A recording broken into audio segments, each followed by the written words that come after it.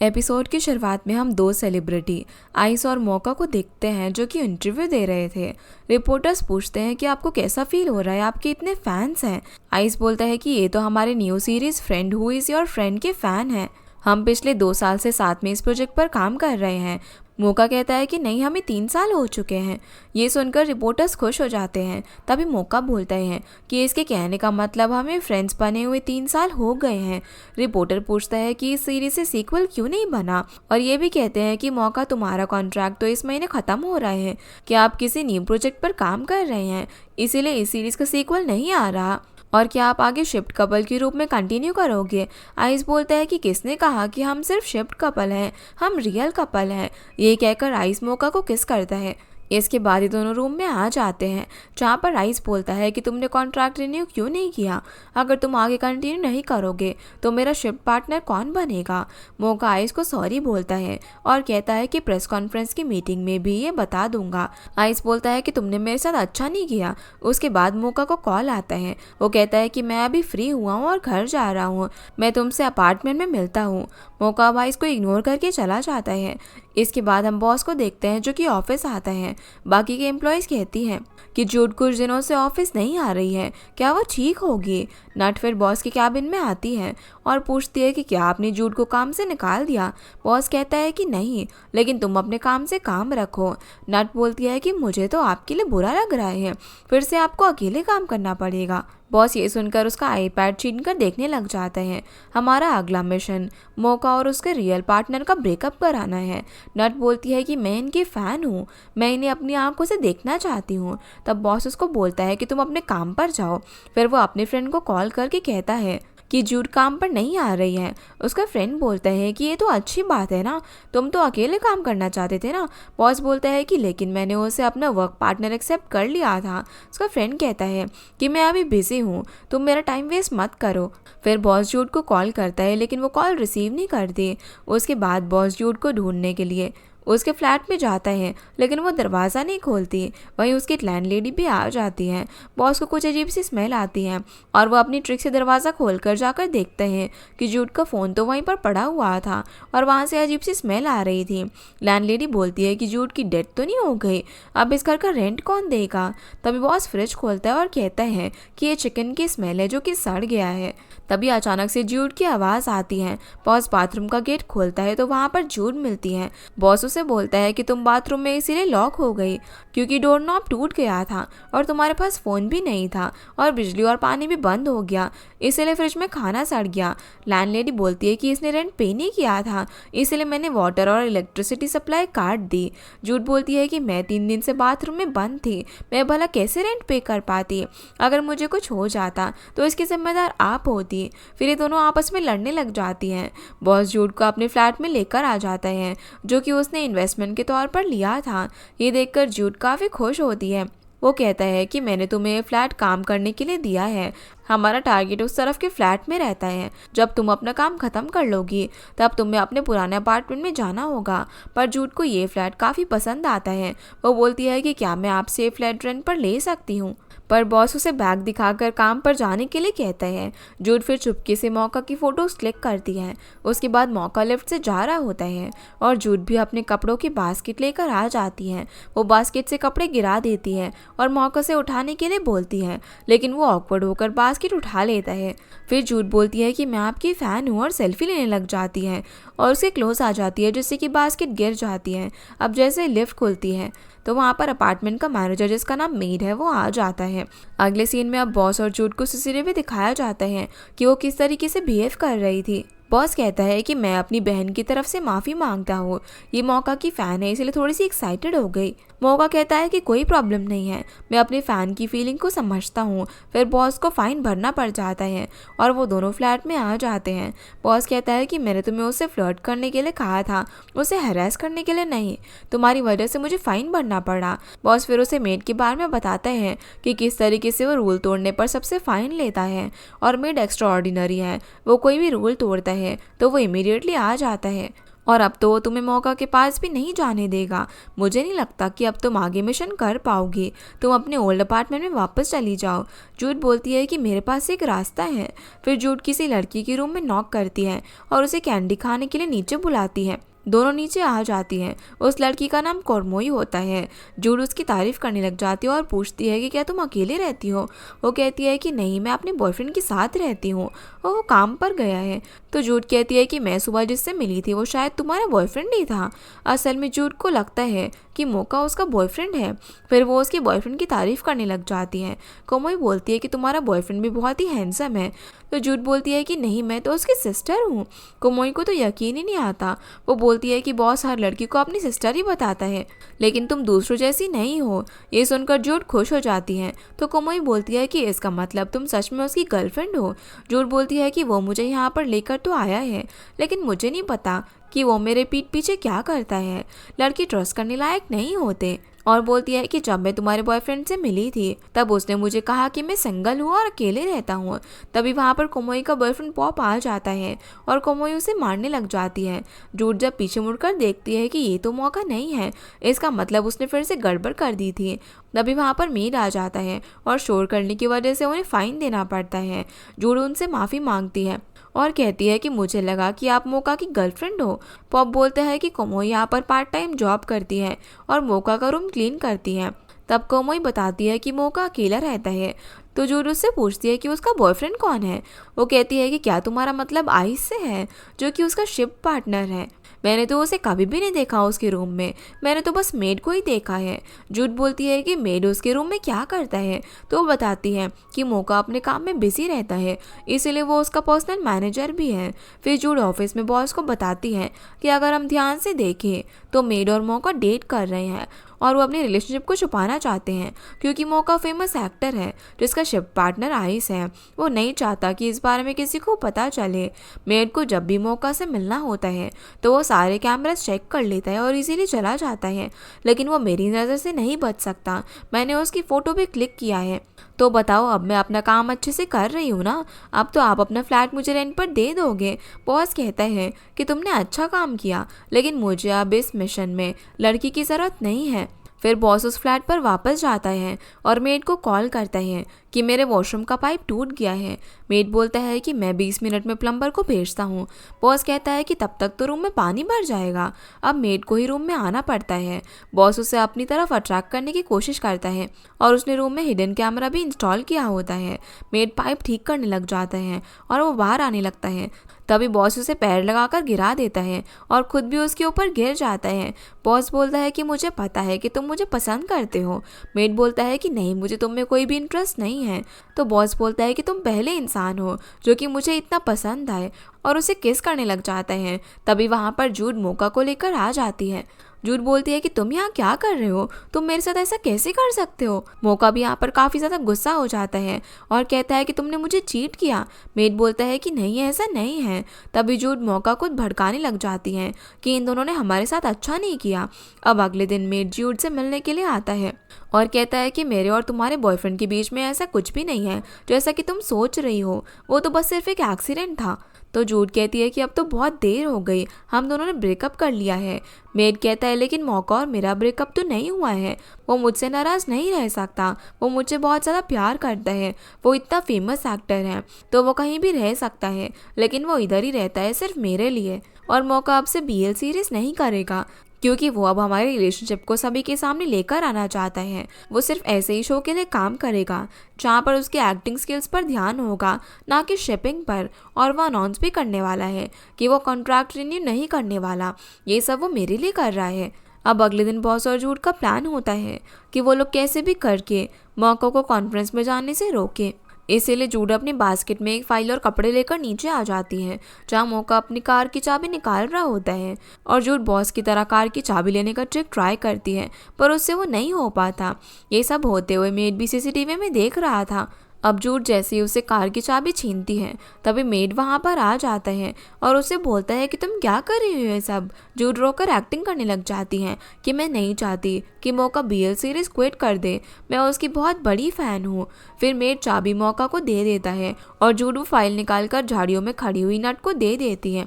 Boss फिर नट को बोलता है कि प्लान ए फेल हो गया है, अब हमें प्लान B पर शिफ्ट होना होगा। अब कॉन्फ्रेंस शुरू होने से पहले आइस और मौका मेकअप रूम में होते हैं और मेकअप करने वाली कोई और नहीं बॉस और नट होते हैं, जो कि भेस बदल कर वहाँ पर आए थे। नट आइस से पूछते हैं कि तुम इतने परेशान क्यों हो।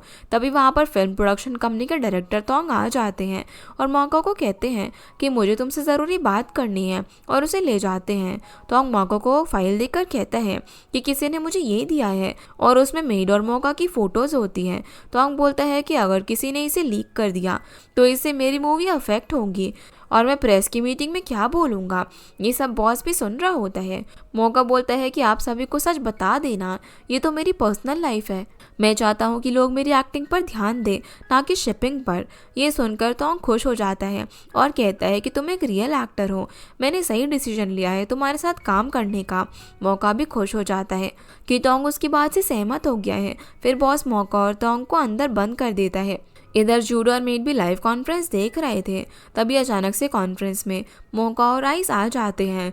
जूड ये देखकर कंफ्यूज हो जाती है। फिर बॉस वहाँ पर आता है तो जूड उससे गलती से पूछ लेती है कि तुम यहाँ पर, तुमने मौका को रोका नहीं। जो सुनकर मेड कहता है कि तुमने फिर से कुछ किया तो नहीं है।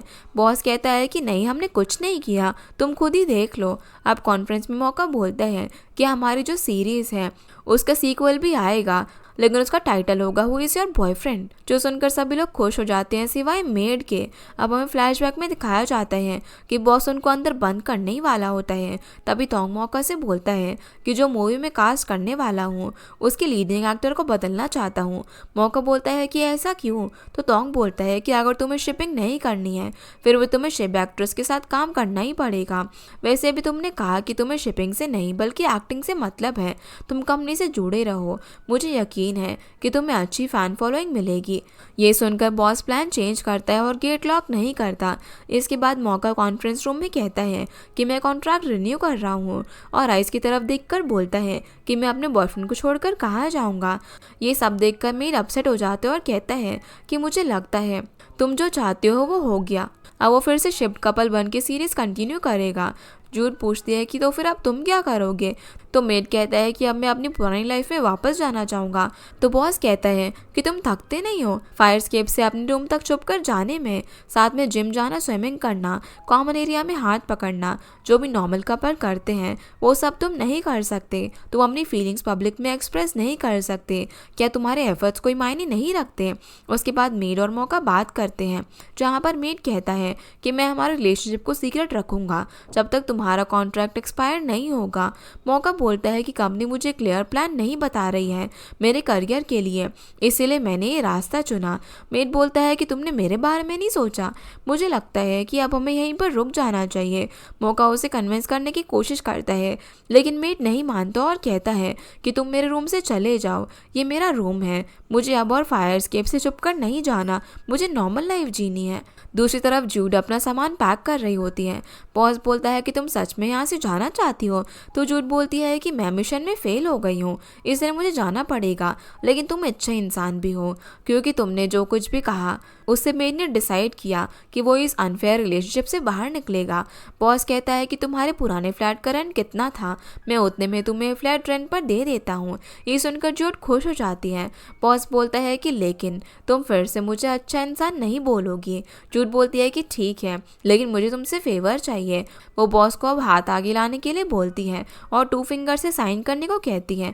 वो बोलती है कि ये हमारे टीम का साइन होगा, जब भी हम मिशन कंप्लीट करेंगे तो हम ये साइन बनाएंगे। बॉस को तो ये साइन बकवास लगता है और जूड को की कार्ड देता है। जूड जब उसे लेती है तभी उसके हाथ से बॉक्स बॉस के पैर पर गिर जाते हैं। इसके लिए वो उसे सॉरी बोलकर कार्ड को देखकर खुश होने लगती है। जिसके बाद हम 2 न्यूबॉर्न बेबी को देखते हैं जिनके नाम है माई और मॉन। ये दोनों सेम दिन सेम हॉस्पिटल में पैदा हुए थे और ये दोनों नेबर्स हैं। ये लोग साथ में स्कूल जाते थे और साथ में एक दूसरे को डेट भी कर रहे थे। बड़े होने के बाद माई ऑस्ट्रेलिया पढ़ने के लिए जा रहा होता है। वो चाहता था कि मॉन भी उसके साथ चले, लेकिन उसके पेरेंट्स उसे अब्रॉड भेजना अफोर्ड नहीं कर सकते। मॉन कहती है कि अगर तुम्हें रिलेशनशिप कंटिन्यू रखना है तो तुम्हें यहीं पर रहना होगा, पर मॉन बोलता है कि मेरी फैमिली ऑलरेडी अब्रॉड शिफ्ट हो चुकी है और उन्होंने मेरे वहाँ पर आने की सारी तैयारी कर ली है।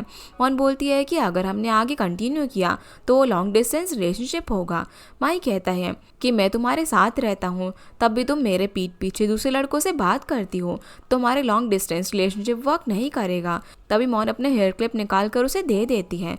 माई कहता है कि ये तो मैंने तुम्हें काफ़ी पहले गिफ्ट किया था। तो मॉन बोलती है कि तुम मेरे साथ रहकर भी मुझ पर ट्रस्ट नहीं करते, तो इस रिलेशनशिप का भला क्या ही फ़ायदा। ये दोनों अब यहाँ पर ब्रेकअप कर लेते हैं। अब हमें 5 साल बाद की कहानी दिखाई जाती है। मॉन उसके पेरेंट्स की नूडल शॉप पर काम कर रही थी। तभी वहाँ पर मायो उसके बिखरे बालों को देखकर उसे वही हेयर क्लिप वापस देता है, जो देखकर मॉन खुश होती है और क्लिप लगा लेती है। दूसरी तरफ बॉस अपने फ्रेंड से कॉल पर बात कर रहा था। तभी पीछे से जूड आ जाती है। वो बहुत खुश नजर आ रही थी। बॉस उसे खुशी की वजह पूछता है तो जूड बोलती है कि तुमने मुझे जो रेंट पर घर दिया है वो मुझे काफ़ी पसंद आया, उसके लिए थैंक्स। नट फिर उन दोनों को अगला टारगेट माई और मॉन के बारे में बताती है। इन्होंने पहले ब्रेकअप कर लिया था पर फिर से पैचअप कर लिया। नट कहती है कि मॉन की 3 वीक पॉइंट्स हैं। सीन फिर मॉन और माई पर आता है, जो कि वॉक करते हुए लंच करने के लिए जाते हैं। जूड और बॉस भी वहीं पर बैठकर डिवाइस के जरिए उनकी बातें सुन रहे थे। जैसे ही माई वॉशरूम जाता है तभी जूड उसका पहला वीक पॉइंट बताती है कि उसे दूसरे लड़कों से बात करना पसंद है। उसकी पोस्ट पर बहुत लोग कमेंट करते और फ्लर्ट करते हैं और मॉन सभी को रिप्लाई भी देती है। माई इसी की वजह से काफ़ी अपसेट और जेलस रहता है। फिर जूड एक फेक अकाउंट बनाती है जिस पर बॉस की प्रोफाइल पिक लगी हुई थी और वो मॉन को मैसेज करती है। बॉस को लगता है कि ये प्लान काम नहीं करेगा, पर तभी मॉन का रिप्लाई आ जाता है। जैसे ही जूड उसे इसके बारे में बताती है तो बॉस उससे फ़ोन लेकर उससे फ्लर्टी मैसेजेस करने लग जाता है। मॉन जब चैटिंग कर रही थी तभी वहाँ पर माई आ जाता है। वो पूछता है कि तुम किससे चैट कर रही हो, तो बोलती है कि मेरे कस्टमर से। माई बोलता है कि क्या वो लड़का है। मॉन बोलती है कि क्या तुम मुझ पर फिर से शक कर रहे हो। माई बोलता है कि नहीं, मुझे पता है कि तुम फ्रेंडली पर्सन हो। माई फिर उसका फ़ोन लेकर अकाउंट चेक करता है और समझाता है कि यह अकाउंट अभी रिसेंटली बनाया गया है, ये स्कैमर भी हो सकता है, तुम ऐसे किसी को भी रिप्लाई मत किया करो। फिर मॉन उस अकाउंट को ब्लॉक कर देती है। बॉस और जूड भी ये सब सुन रहे थे। जूड फिर एक और चांस मांगती है और बॉस को अगले प्लान के लिए लेके जाती है। मॉन और माई लंच करने के लिए रेस्टोरेंट में जाते हैं। वहाँ पर वो अपना ऑर्डर देते हैं। ऑर्डर लिखने वाली जूड होती है, जिसने मास्क पहना हुआ था। जूड मॉन का सेकंड वीक पॉइंट बताती है कि वो खाने में बहुत नखरे करती है। उसे वही चाहिए होता है जो कि वो उसे पसंद हो। जूड उसका ऑर्डर लिख लेती है और शेफ को देने से पहले ऑर्डर बदल लेती है। उसे दूसरा खाना सर्व करती है। मॉन खाने को देखकर जूड से बोलती है कि ये तो मेरा ऑर्डर नहीं है। जूड एक्टिंग करने लग जाती है और कहती है कि मुझसे गलती हो गई, आप इस बारे में मैनेजर को मत बोलना वरना वो मुझे काम से निकाल देंगे। माई फिर मॉन को बोलता है कि मैं ये दोनों डिश खा लूँगा, तुम अपने लिए फिर से ऑर्डर कर लो। तो मॉन बोलती है कि अगर फिर से इसने गलत डिश सर्व कर दी तो क्या तुम वो वाला खाना भी खा लोगे। इस बात को लेकर मॉन उसे झगड़ने लग जाती है। तभी माई किचन में जाकर खुद मॉन के लिए डिश बनाने लग जाता है और उसे सर्व करता है, उसे प्यार से खिलाता है, जिससे कि जूड का प्लान फेल हो जाता है। फिर मॉन उसकी शॉप पर आ जाती है। वहाँ पर हम उसके डैड को देखते हैं, जो कि बहुत ज़्यादा गुस्से वाले पर्सन थे। मॉन का थर्ड वीक पॉइंट होता है कि उसके डैड ओवर प्रोटेक्टिव है। वहाँ पर माई भी आ जाता है, जो कि उनके लिए स्नैक्स लाया था। डैड बोलते हैं कि उसे टेबल पर रख दे, जो देखकर मॉम डैड से कहती है कि तुम उसके साथ ऐसा बिहेव क्यों कर रहे हो। तभी माई डैड से पूछता है कि मैं आपके लिए ऑस्ट्रेलिया से गिफ्ट लाया था, क्या आपको वो पसंद आया। डैड बोलते हैं कि मैंने देखा ही नहीं, मैं बिजी था। माई फिर उनकी हेल्प करने लग जाता है। वो प्लेट्स रखने के लिए जाता है। अब वहाँ पर भेस बदल कर जूड अपना मुंह छुपाकर काम कर रही थी। माई को शक होने लग जाता है और वो उसे देखने की कोशिश करता है। तभी वहाँ पर बॉस भी भेस बदल कर आ जाता है और कहता है कि ये मेरी वाइफ है, ना काफ़ी इंट्रोवर्ट है। फिर वो उसे कहता है कि मैं ना आपको जानता हूँ, आप तो शॉप ओनर की बेटी को पसंद करते हो ना। अगर आप उनके डैड से बात करना चाहते हो तो शर्माओ मत, वरना आप अपना चांस खो दोगे। बॉस अब उसे कुछ टिप्स देता है उसके डैड का दिल जीतने की और बताता है कि वो उसकी हेल्प करे और तुम्हारे और उसके डैड के बीच में कोई तो कॉमन चीज़ होगी, तुम उस टॉपिक पर डैड से बात करो। अगले दिन अब माई वैसा ही करता है। वो डैड की हेल्प करने लग जाता है और उनसे बात करने की कोशिश करता है, लेकिन डैड हर बात का उल्टा जवाब दे रहे थे। मॉम डैड से बोलती है कि आपको उससे भला प्रॉब्लम क्या है जो कि आप ऐसा बिहेव करते हो। फिर मॉम माई से बोलती है कि तुम ना डरो मत, इसके बाद जब मॉन और माई साथ में बैठकर सब्जी काट रहे होते हैं, तभी जूड डैड से जाकर बोलती है कि ये मुझे ट्रस्टवर्दी नहीं लगता, क्या मैं कुछ कर सकती हूँ। तो डैड उसे परमिशन देते हैं। जूड फिर दोनों के पास जाकर अपना मुंह छुपाती है और माई को एप्रन देती है। माई जैसे ही एप्रन पहनता है तो उसमें से एक कॉकरोच निकलता है, जिससे कि माई डर जाता है और टेबल पर रखा सामान गिरा देता है, जो देखकर डैड और मॉन हंसने लग जाते हैं। इसके बाद जब माई मोप कर रहा था तो वो देखता है कि पानी में ऑयल मिला हुआ है, जो कि बॉस ने मिलाया था। उसी वक्त डैड वहाँ से जा रहे थे, तभी ऑयल से उनका पैर फिसल जाता है और वो गिरने वाले थे, पर माई उन्हें पकड़ लेता है, लेकिन उनके सर पर सब्जी से भरा बर्तन गिर जाता है और डैड उस पर गुस्सा हो जाते हैं। अगले सीन में अब बॉस माई का बैग उसे देता है। माई बोलता है कि स्नैक्स में आपके लिए क्या लेकर आया था। डैड फिर माई का बैग उसे देते हैं, तो माई कहता है कि ये स्नैक्स मैं आपके लिए लेकर आया था। डैड बैग के अंदर से स्नैक्स निकालते हैं, लेकिन उसमें माई की पर्सनल चीज़ें निकलती हैं। डैड उसको देखकर काफ़ी ज़्यादा गुस्सा हो जाते हैं। माई को समझ नहीं आता कि ये सामान बैग में किसने रखा। अब डैड उसे जाने के लिए बोलते हैं, तो मॉन उसे गेट तक लेकर जाती है, लेकिन माई बोलता है कि मैं नहीं जाऊंगा, मुझे नहीं पता कि मेरे बैग में ये सामान कहाँ से आया। मैं इतनी दूर से आपको एक बात कहने के लिए आया हूँ। मैं आपकी बेटी से प्यार करता हूँ और मैं उसे शादी करना चाहता हूँ और उसे अपने साथ ऑस्ट्रेलिया लेकर जाने के लिए आया हूँ। मैं मोहन का बहुत ही अच्छे से ख्याल रखूंगा। डैड उसकी बात से अब सहमत हो जाते हैं। फिर रात को दोनों शॉप के बाहर खड़े होते हैं और रॉक पेपर सीजर खेलते हैं। मोहन उसमें जीत जाती है और माई को किस करती है। बॉस और जूड भी ये सब देख रहे थे। जूड बोलती है कि हमारे सारे प्लान फेल हो गए हैं, हम तो इनका ब्रेकअप कराने के लिए आए थे, लेकिन ये दोनों तो शादी करने वाले हैं। बॉस कहता है कि अब मेरी बारी है, मुझे ही कुछ करना पड़ेगा। अगले दिन मोहन शॉप पर होती है, तभी डैड आकर बोलते हैं कि आज तुम कोई काम नहीं करोगे, मैं और तुम्हारी मॉम मिलकर शॉप संभाल लेंगे। हम तुम्हारे बिना भी शॉप संभाल सकते हैं, तुम्हें अब्रॉड जाकर यहाँ की चिंता नहीं करनी पड़ेगी। फिर डैड नूडल्स बनाने लग जाते हैं और बहुत सारे कस्टमर्स के ऑर्डर आते हैं, लेकिन डैड मॉन की हेल्प नहीं लेते और कस्टमर आकर डैड से बोलते हैं कि आज नूडल्स का टेस्ट काफ़ी डिफरेंट था। डैड नूडल्स को खुद टेस्ट करते हैं तो उन्हें भी अलग लगता है। डैड फिर बॉस को शुगर लाने के लिए कहते हैं, तो बॉस चुपके से शुगर में सॉल्ट भी मिक्स करके डैड को दे देता है। फिर मॉम को एक कॉल आता है, जहाँ पर जो डिस्ट्रिक्ट ऑफिसर बन के मॉम से बोलती है कि आपने शॉप का लाइसेंस रिन्यू नहीं करवाया, इसकी वजह से आपको फ़ाइन भरना पड़ेगा। तभी मॉम बोलती है कि मैं अभी फ़ाइन भर देती हूँ, लेकिन मोहन उनसे फ़ोन ले लेती है और बोलती है कि मैंने पहले ही शॉप का लाइसेंस रिन्यू करवा लिया है और अब कौन से डिस्ट्रिक्ट से बात कर रही हैं। ये सुनकर जूड कॉल कट कर देती हैं। मोहन फिर मॉम को बोलती है कि ऐसे कॉल स्कैमर्स करते हैं, आप बिना डिटेल्स जाने किसी को भी पैसे नहीं दे सकती। मॉम तो काफ़ी ज़्यादा इनोसेंट होती है और कहती हैं, लेकिन मुझे कैसे पता चलेगा कि वो स्कैमर है। अब रात को मॉम, डैड और मॉन बैठे हुए थे, जहाँ पर मॉन ऑनलाइन कस्टमर्स का रिव्यू देखती है, तो सभी कहते हैं कि नूडल्स का टेस्ट चेंज हो चुका है और एक कस्टमर आके डैड को कहती है कि अब आपको नूडल्स बनाने का काम अपनी बेटी को दे देना चाहिए। मॉन ये सुनकर अपसेट होकर शॉप के बाहर बैठ जाती है। तभी माई आकर उससे अपसेट होने की वजह पूछता है, तो मॉन बोलती है कि जब हमारी शादी हो जाएगी तो क्या तुम मेरे साथ थाईलैंड में रह सकते हो। माई कहता है कि पर मेरा बिजनेस तो ऑस्ट्रेलिया में है। वो कहती है कि मेरी भी यहाँ पर शॉप है। माई बोलता है कि हमें ना समझौता करना चाहिए।